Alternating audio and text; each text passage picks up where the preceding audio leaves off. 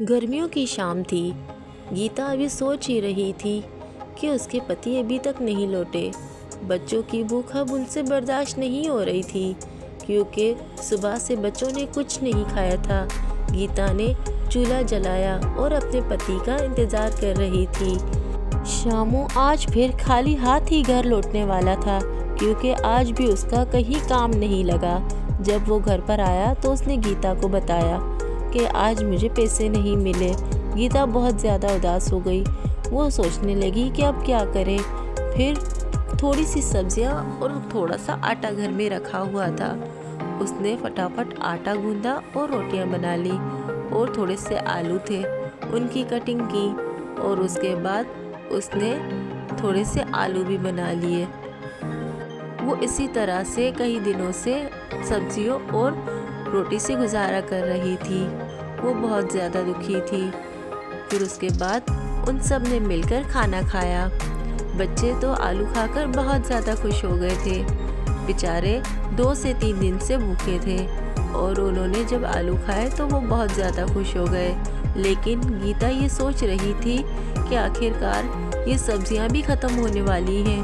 अब तो सब्जियां भी नहीं बची, अब वो क्या करेगी। इतने में उसकी दोस्त रिमशा आ जाती है।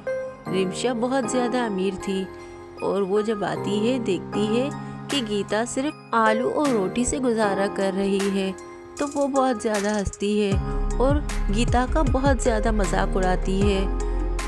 लेकिन गीता उसकी बातों का बुरा नहीं मानती। अब वो कर भी क्या सकती थी, क्योंकि उसके हालात जो ऐसे थे।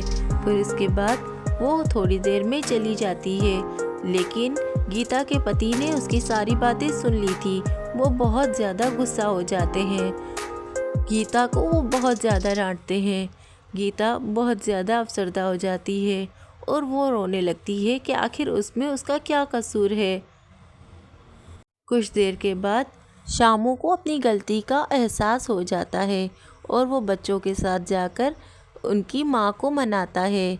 गीता भी जल्द ही शामू को माफ़ कर देती है, और उसके बाद वो सब मिलकर बैठकर खाना खा लेते हैं। गीता इस गुर्बत में भी अपनी हंसी खुशी ज़िंदगी गुजारती है, क्योंकि मोहब्बत से हर चीज़ बदली जा सकती है। सिर्फ़ अच्छी ज़िंदगी जीने के लिए पैसों की ही ज़रूरत नहीं, बल्कि मोहब्बत की भी ज़रूरत होती है।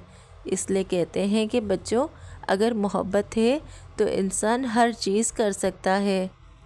जिस घर में मोहब्बत नहीं, उसके लिए दुनिया में कुछ नहीं होता।